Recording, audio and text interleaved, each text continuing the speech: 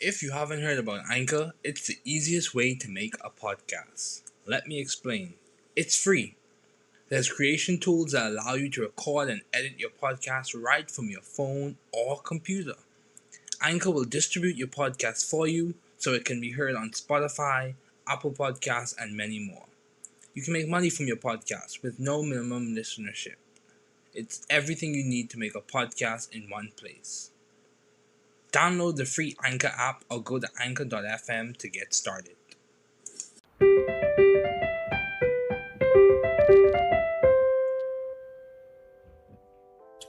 Thank you so much, Gabriel, for joining me today. It is so good to have you on as a guest. Me and Gabriel go way back, as is the case with most of my podcast guests. We go way back to Georgia Tech, some good old days. Just before we get started, welcome to the new Chemist. We're glad you're listening. Feel free to download this podcast on Google Podcasts, Apple Podcasts, and Spotify. We discuss chemistry, which simply put is the science of change, as well as careers, community research, and COVID-19. We're happy you're tuning in. My guest today is Gabriel, and I'm excited to have him on. Just a brief intro about Gabriel.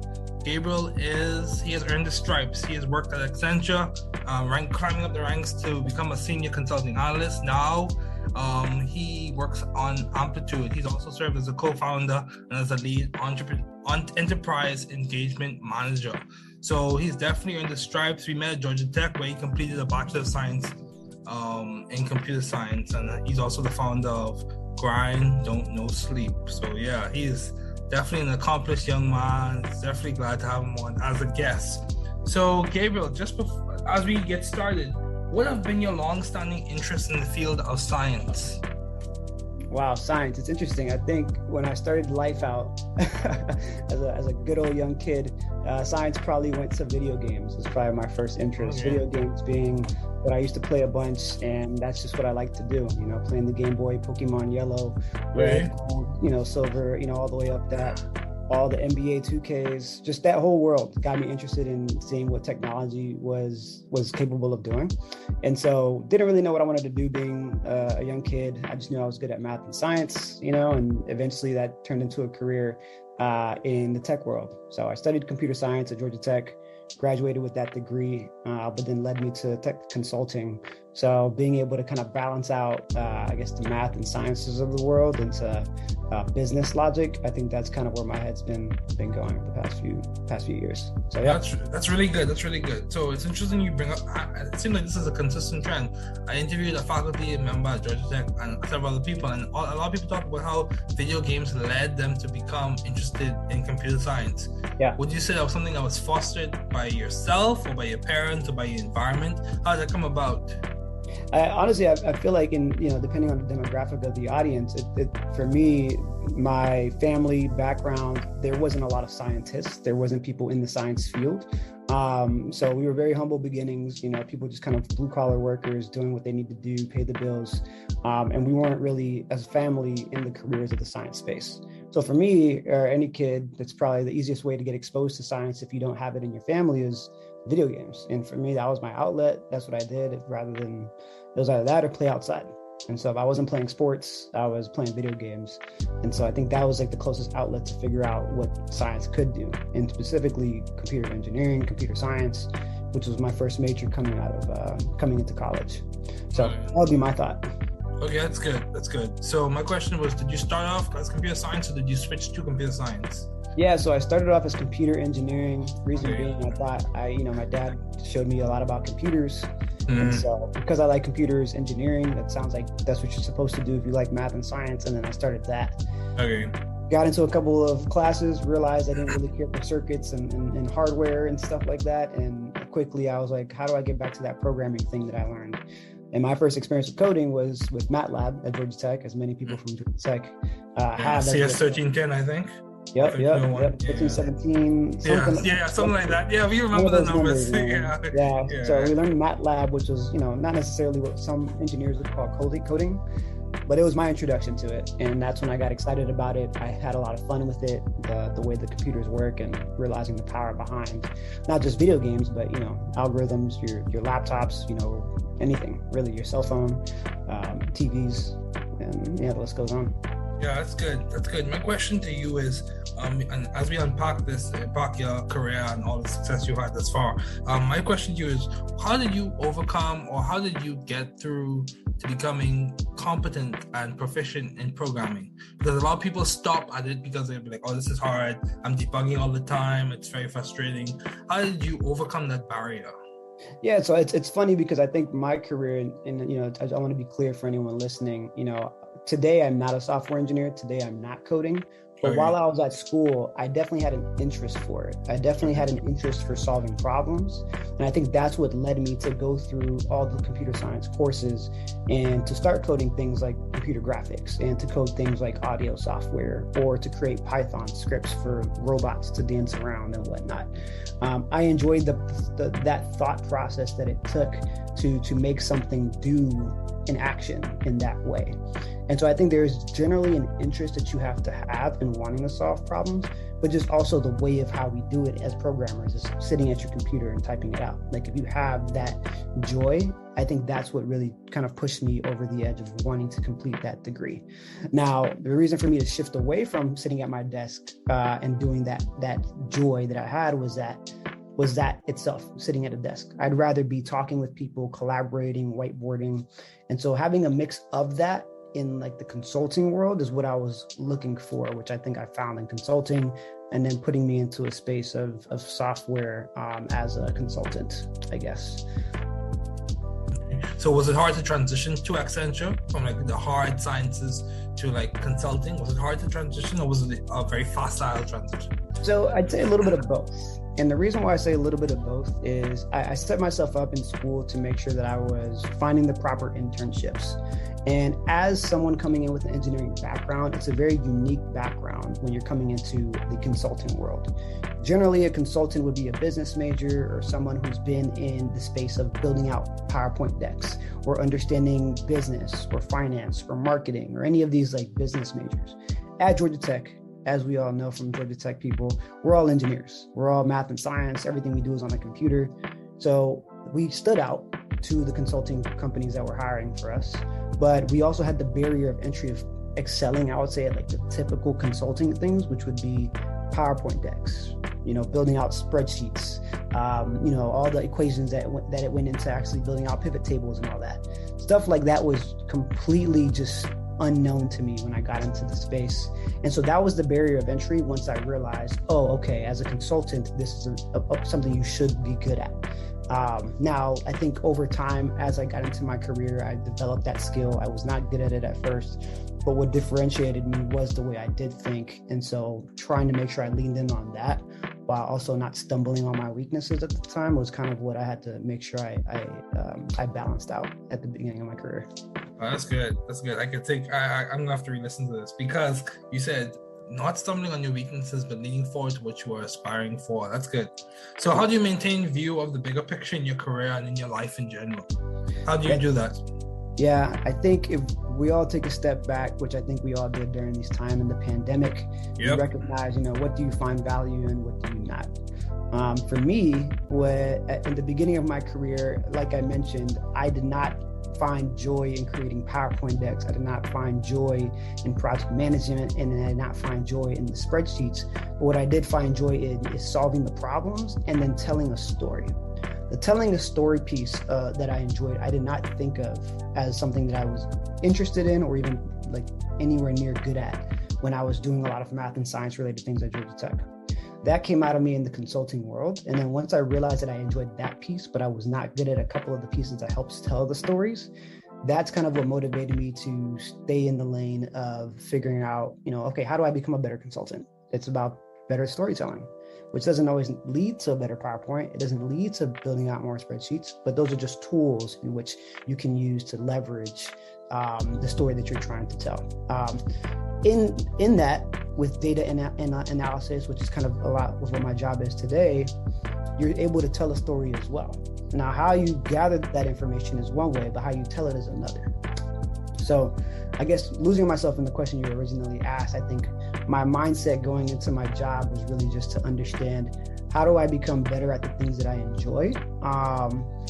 And then leverage the things that I don't enjoy, but are kind of like necessities in this lifestyle. So I say that because fast forward to today, My job requires me to make decks. My job requires me to make spreadsheets. And even in my businesses today, I'm using a lot of spreadsheets to get the data that I want, to do the analysis that I want, to help better tell a story. Even in the finance world, you'll find a lot of finance people using spreadsheets to make sure that they make the numbers work for their business, which is another skill that I've had to pick up just as a general entrepreneur and building something out. Finance is like the language to business, and that's usually going to require some spreadsheets. So funny enough, with all those learnings of how to build up my weaknesses, that also led me to now do a lot of that in my day job, and I'm pretty decent at it, at least enough to have me successfully doing my job today. So it's kind of a blessing and a curse, the path that I went through, but I think the learning there is take every opportunity that you have or every season that you're in, and run with it, like really lean into it and see what you're going to learn from it, because you might not need it in the next 5 to 10 years, but something might come up, and that one little piece nugget that you took away from that season might be helpful down the line. Seeing purpose in what you're going through. That's good. So my question to you is, how are you doing all of this? Like, are you a serial entrepreneur? Would you consider yourself to be a serial entrepreneur? How are you managing all of this, Gabriel? Tell us the secret. What's the secret? Tell us the secret. Not sure if I have a secret, unfortunately, but I think we're all learning how to do it on our own way. Just like you, David, we all, especially at Georgia Tech, have to find a way to make do with the time that we do have. So naturally, as a person, I like to find myself busy. I like to find myself moving a lot. I, have been flying around a lot and travel these past few weeks, even along with balancing my day job and balancing a business on the side of my day job. So just to give color on what I'm doing. Today, I work at a company called Amplitude. We are a product analytics company. I am an engagement manager on the professional services team. So we help all of our customers that buy our software get onboarded onto that platform. So that is my main day-to-day job, is helping product managers get onboarded to our product analytics software. On my night job, let's call it the 5 to, midnight time job, I lead a social group called Over the Top with a couple of friends actually from Georgia Tech. But with that social group, we're basically amplifying gratitude through celebration. So we plan events and curate events and experiences for other like-minded individuals, entrepreneurs, young professionals that are trying to network, but also experience cool things at the same time. And so I, on top of those two things, did like 5, 6, 7 other different things in my life. And I had to realize at some point that I needed to narrow my focus on the things that I really cared about the most, at least at that point. So today, what that is my job, and it's Over the Top. Those are the 2 things that I definitely put a lot of my energy in. And then aside from that, I always like to make sure that I'm building up things like your spiritual health, your physical health, your mental health, which is another conversation. But I think as long as you're making sure you're tapping into those spaces, that's going to help you feel elevated in the other areas that you're focusing on, which in my case right now is my job and my social group. Yeah, that's good. So how have you been adaptive and creative in the field of business and science? So you started these companies. What unique flair have your companies added to the business world, or what unique flair have you added to your job itself, outside of your personhood? What unique flair have you added? The main thing that I think really took off for just myself personally, or what allowed me to take off in my career and in my business ventures and just life in general, is owning up into being my full self. I think being at a consulting firm, you kind of adapt to the environment around you, and you think you need to be this corporate self of you that they want you to be.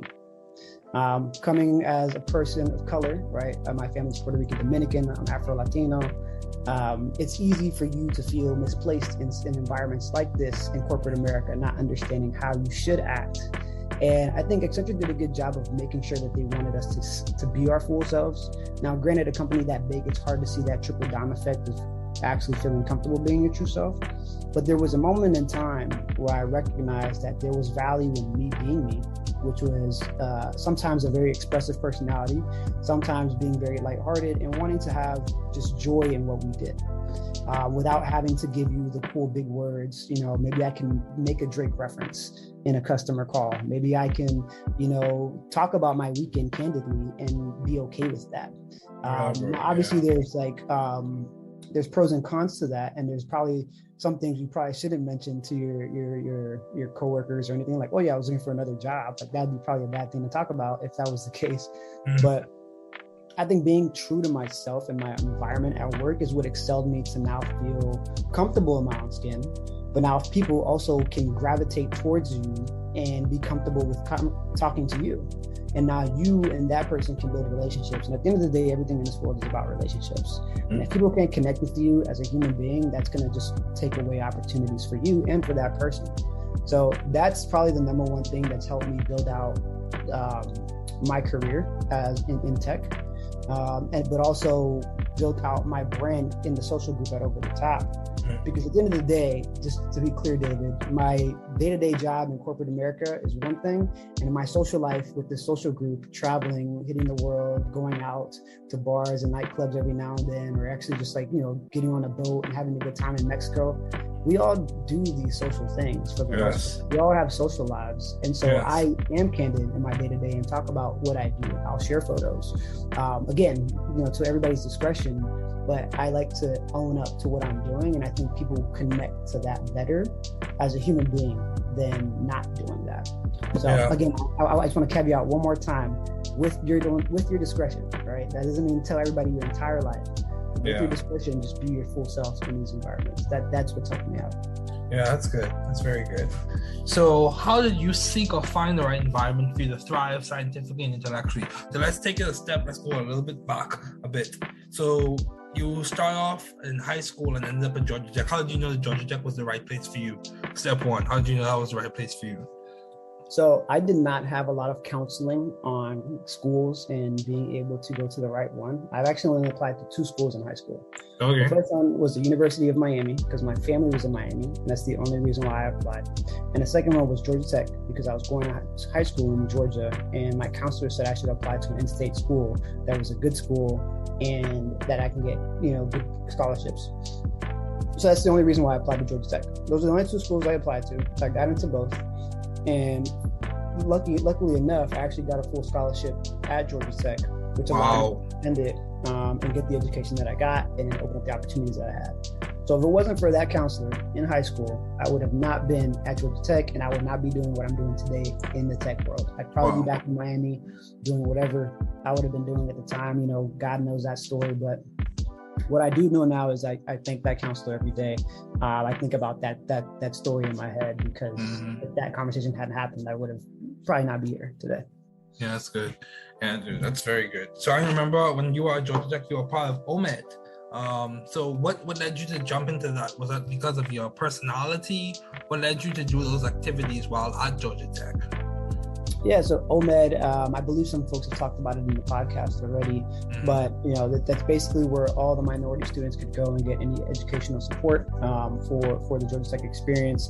The percentage of minority students at Georgia Tech is very small, and so being able to find that home and community where you can just feel like you have people that can relate to you culturally, but just as a lifestyle was great, and to have that support as well.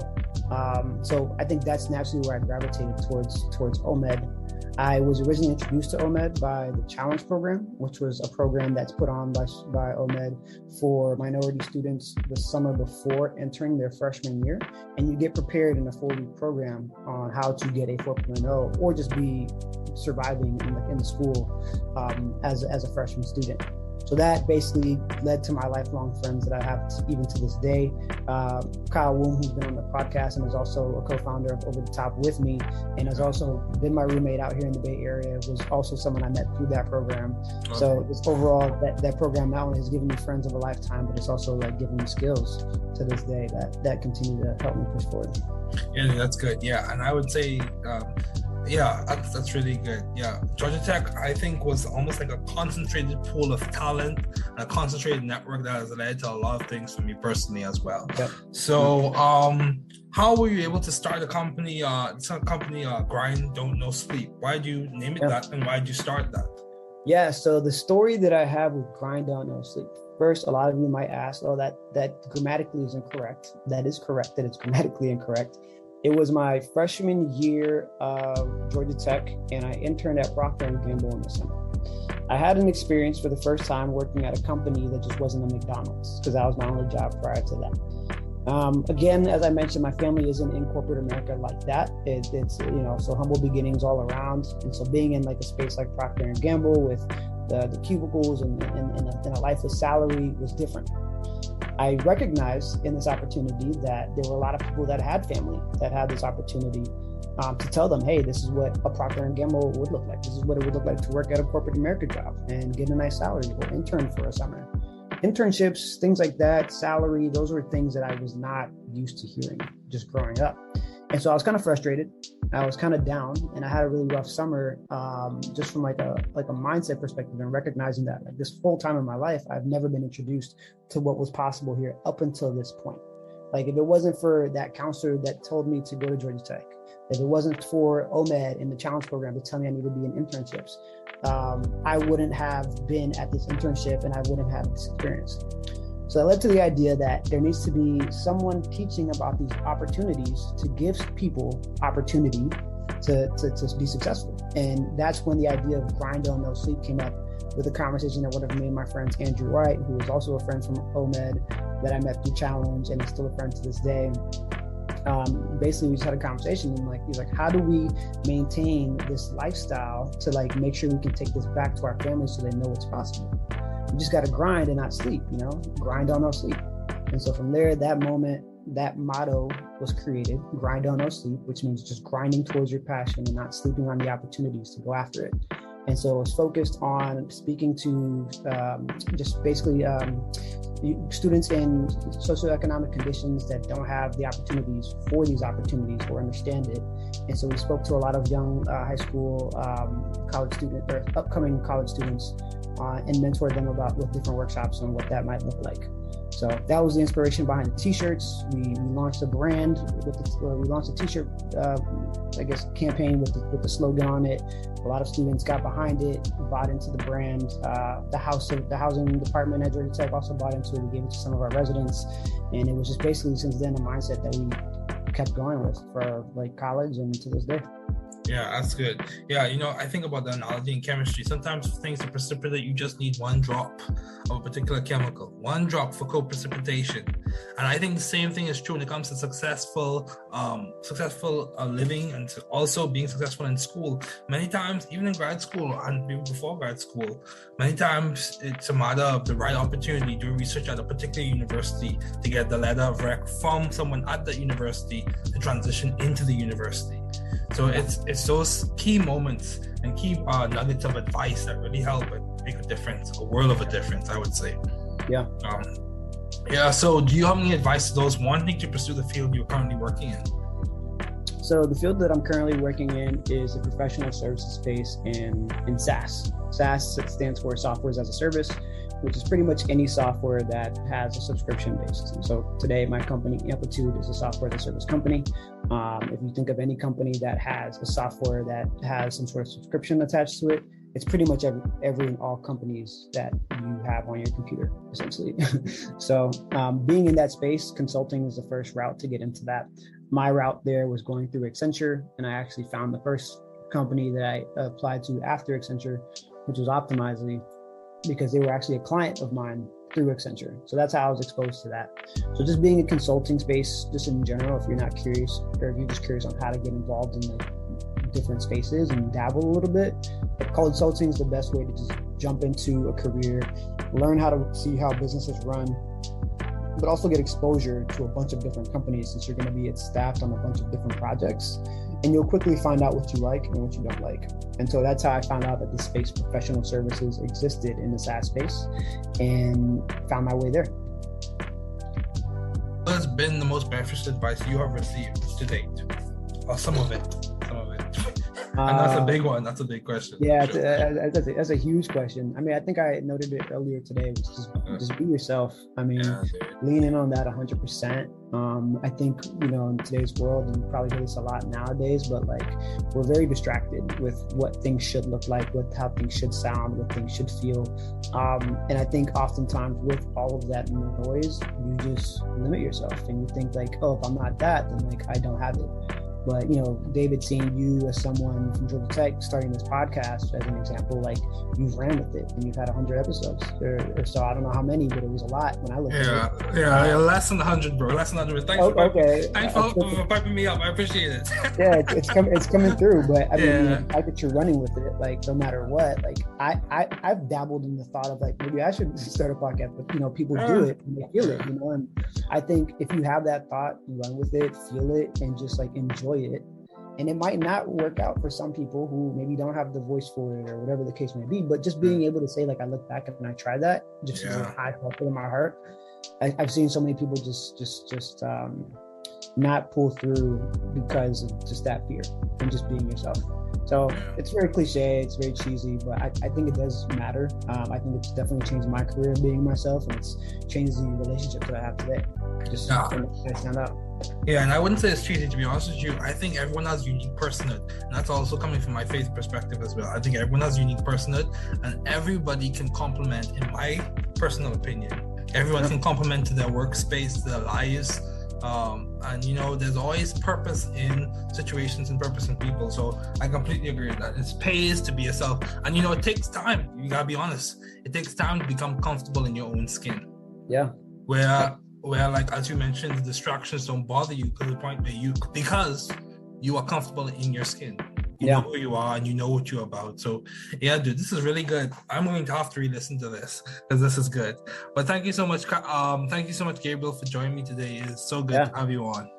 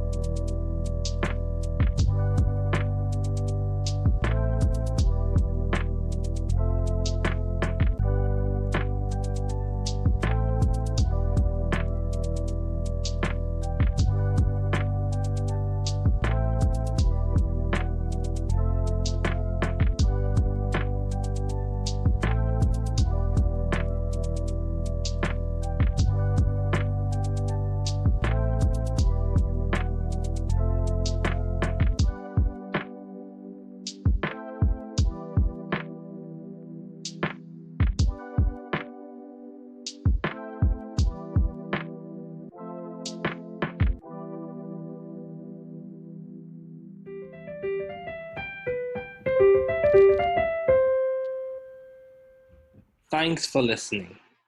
We're glad you were able to tune into this podcast. Once again, this is The New Chemist, where we discuss chemistry, which simply put is the science of change, as well as the other sciences, careers, community, research, and COVID-19. Thanks again for listening. Note, the views on this podcast represent those of my guests and I.